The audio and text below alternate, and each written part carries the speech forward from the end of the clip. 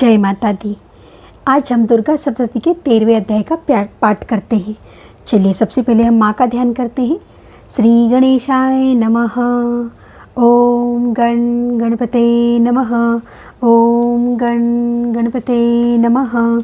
ओम गणपते नमः। वक्रतुंड महाकाय सूर्यकोटि समप्रभ निर्विघ्नं कुरु मे देवो सर्वकार्येषु सर्वदा। या देवी सर्वभूतेषु शक्तिरूपेण संस्थिता नमस्तस्यै नमो नमः। या देवी सर्वभूतेषु लक्ष्मीरूपेण संस्थिता नमस्तस्यै नमो नमः। या देवी सर्वभूतेषु विद्यारूपेण संस्थिता नमस्तस्यै नमो नमः। गुरुर्ब्रह्मा गुरुर्विष्णु गुरुर्देवो महेश्वराय गुरु साक्षात् परब्रह्म तस्मै श्री गुरवे नमः। नमो देवे महादेवे शिवाय सततं नमः। नमः प्रकृते भद्राय नियताः प्रणताः स्मताम्। जय माता दी। सर्व मंगल मांगल्ये शिवे सर्वार्थ साधिके शरण्ये त्र्यंबके गौरी नारायणी नमस्तुते। अध्याय 13 सूरत और वैश्य को देवी माँ का वरदान। सबसे पहले माँ का हम ध्यान करते हैं। जो उदय काल के सूर्य मंडल की कांति धारण करने वाली है, जिनकी 4 भुजाएं और 3 नेत्र है तथा जो अपने हाथों में पास अंकुश वर एवं अभय की मुद्रा धारण किए रहती है, उन शिवा देवी का मैं ध्यान करता हूँ। जय माता दी। ऋषि कहते हैं, राजन, इस प्रकार मैंने तुमसे देवी के उत्तम महात्म्य का वर्णन किया। जो इस जगत को धारण करती है, उन देवी का ऐसा ही प्रभाव है। वे ही विद्या ज्ञान उत्पन्न करती है। भगवान विष्णु की माया स्वरूपा उन भगवती के द्वारा ही तुम वैश्य तथा अनन्य विवेकी जन मोहित होते हैं, मोहित हुए हैं तथा आगे भी मोहित होंगे। महाराज, तुम उन्हीं परमेश्वरी की शरण में जाओ। आराधना करने पर वे ही मनुष्यों को भोग, स्वर्ग तथा मोक्ष प्रदान करती है। मार्कंडेय उवाच। मार्कंडेय जी कहते हैं, कौष्टुकी जी मेधा मुनि के वचन सुनकर राजा सूरत ने उत्तम व्रत का पालन करने वाले उन महाभाग महर्षि को प्रणाम किया। वे अत्यंत ममता और राजपरायण से बहुत खिन्न हो चुके थे। महामुने इसलिए विरक्त होकर वे राजा तथा वैश्य तत्काल तपस्या को चले गए और वे जगदम्बा के दर्शन के लिए नदी के तट पर रहकर तपस्या करने लगे। वे वैसे उत्तम देवी सूक्त का जाप करते हुए तपस्या में प्रवृत्त हुए। वे दोनों नदी के तट पर देवी की मिट्टी की मूर्ति बनाकर पुष्प, धूप और हवन आदि के द्वारा उनकी आराधना करने लगे।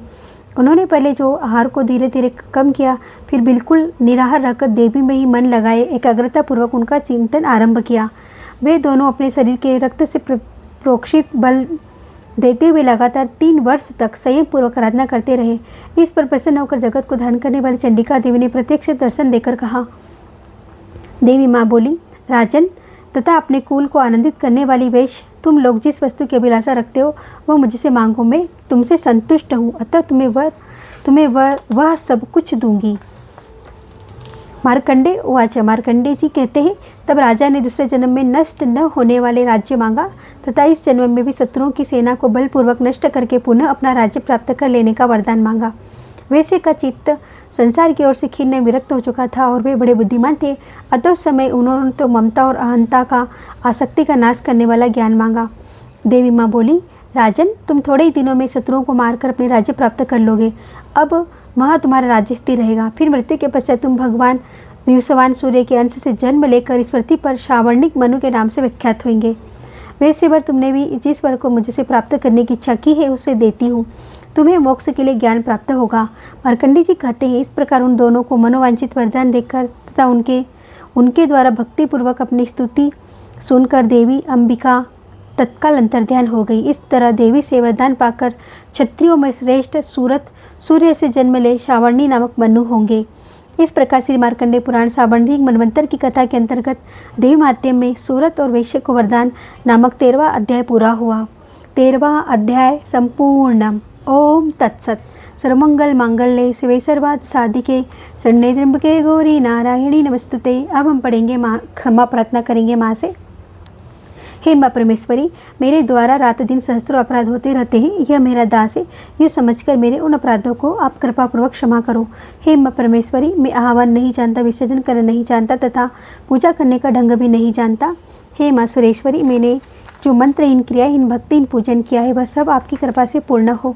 सैकड़ों अपराध करके भी जो तुम्हारी शरण में जा जगदम्ब कहकर पुकारता है उसे वह गति प्राप्त होती है जो ब्रह्म आदि देवताओं के लिए भी सुलभ नहीं है।